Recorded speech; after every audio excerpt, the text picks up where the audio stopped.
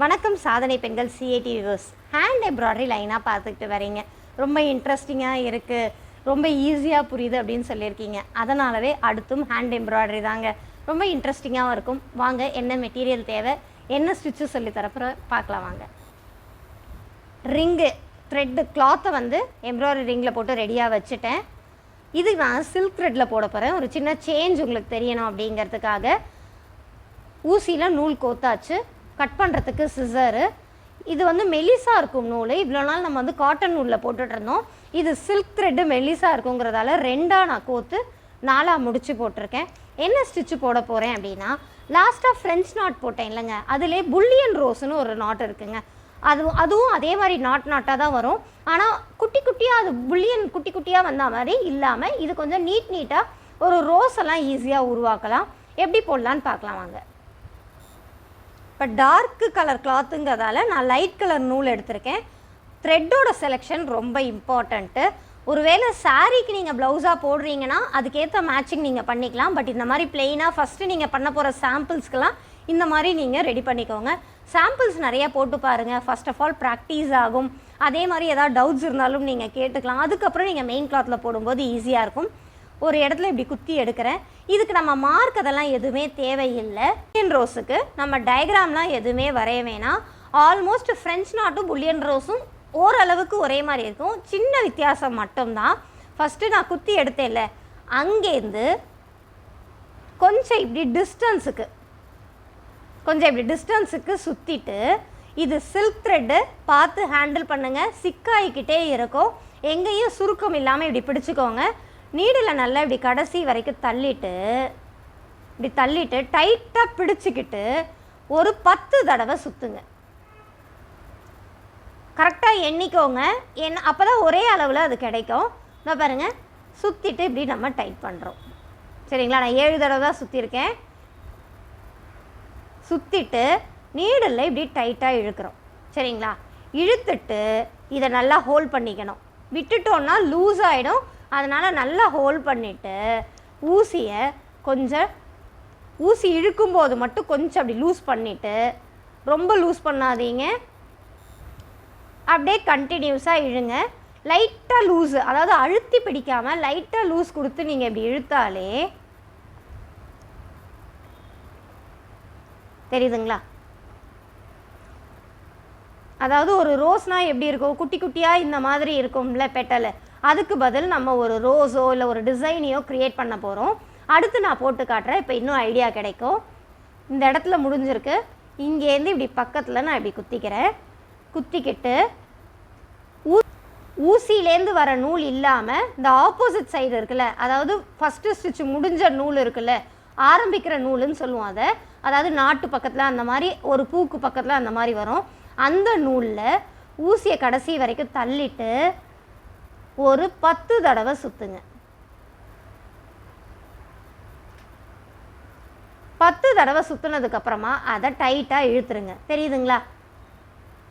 டைட்டாக இழுத்ததுக்கப்புறமா இந்த கையை விடுறதுக்கு முன்னாடி கட்டை விரலால் ஹோல்ட் பண்ணிக்கோங்க. ஏன்னா இது ரொம்ப சில்க் த்ரெட்டு. அதே மாதிரி இந்த ஸ்டிச்சை சில்க் த்ரெட்டில் போடுங்க, கொஞ்சம் ஈஸியாக ஃப்ரீயாக வரும். இப்போ நான் ஊசியை எடுக்க போகிறேன். ஊசியை எடுக்கும்போது மட்டும் கட்டை விரலை கொஞ்சமாக நான் இப்படி கை எடுத்து இப்படி லூஸாக வைக்கிறேன். கொஞ்சம் கட்டை விரலை இப்படி எடுத்து வச்சுட்டு அப்படி சின்ன ஷேக் கொடுத்து எடுத்தாலே ஈஸியாக வந்துடும். கடைசி வரைக்கும் இழுத்துட்டு அதுக்கப்புறம் நீங்கள் டைட் பண்ணிங்கன்னா, இந்த பாருங்கள், இங்கே ஒரு பெட்டல் மாதிரி, அதாவது ஒரு ரோஸோட சின்ன சின்ன கர்வ் மாதிரி நம்ம கொண்டு வந்துடலாம். அடுத்து நான் இந்த பக்கம் ஒன்று போட்டுடுறேன். அப்போ என்ன ஆகிடும்னா 3ம் சேர்த்து ஒரு ரோஸாக மாறிடும். சேம் டெக்னிக் தான். 3வது எடுத்துட்டேன்னா, இந்த எடுத்ததுக்கப்புறம் இந்த த்ரெட்டை இப்படி விட்டுடுறேன். இப்போ 10 தடவை நம்ம சுற்றி போட்டதால் இந்த மாதிரி குட்டி குட்டி பெட்டலாக நமக்கு கிடச்சிருக்கு.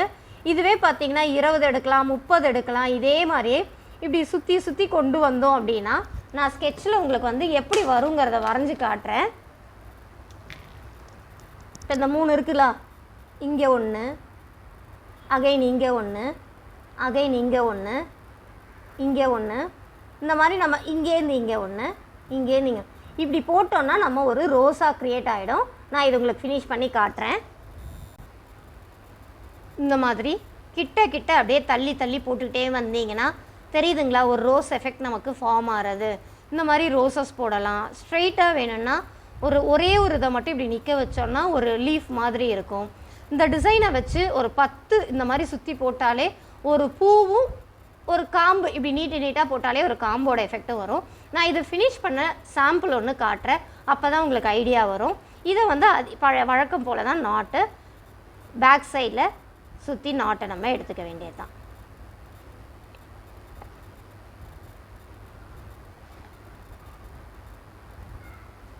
இதை வச்சு நிறைய ட்ரெஸ்ஸஸ் போடலாம், சாரீஸ் போடலாம். ரொம்ப அழகாக இருக்கும் இந்த டிசைனு.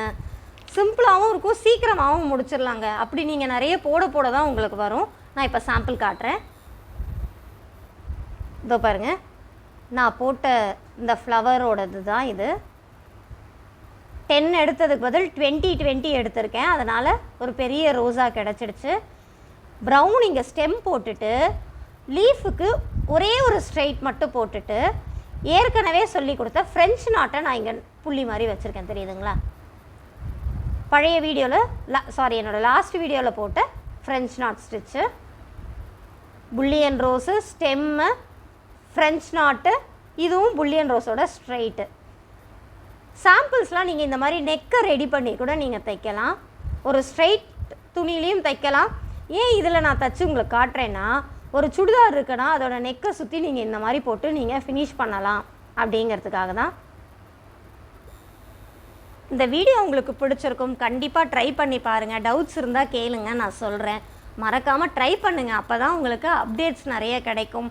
இதை நீங்கள் நல்லா கற்றுக்கிட்டு சாம்பிள்ஸ் நிறையா ரெடி பண்ணிங்கன்னா ஃப்யூச்சரில் நீங்கள் கிளாஸ் எடுக்கலாம். அது ஒரு பிஸ்னஸ் ஆப்பர்ச்சுனிட்டியாக க்ரியேட் பண்ணி நீங்கள் இன்கம் ஏர்ன் பண்ணுறதுக்கு நீங்கள் தாங்க எஃபர்ட் எடுக்கணும். அப்புறம் என்னங்க, இந்த வீடியோ நிறைய பேருக்கு தேவைப்படும். ஒரு சின்ன ஷேர் கொடுங்க. உங்களுக்கு பிடிச்சிருந்தால் லைக் கொடுங்க, கமெண்ட் பண்ணுங்கள். வேறொரு வீடியோவில் சந்திப்போம். நன்றி, வணக்கம்.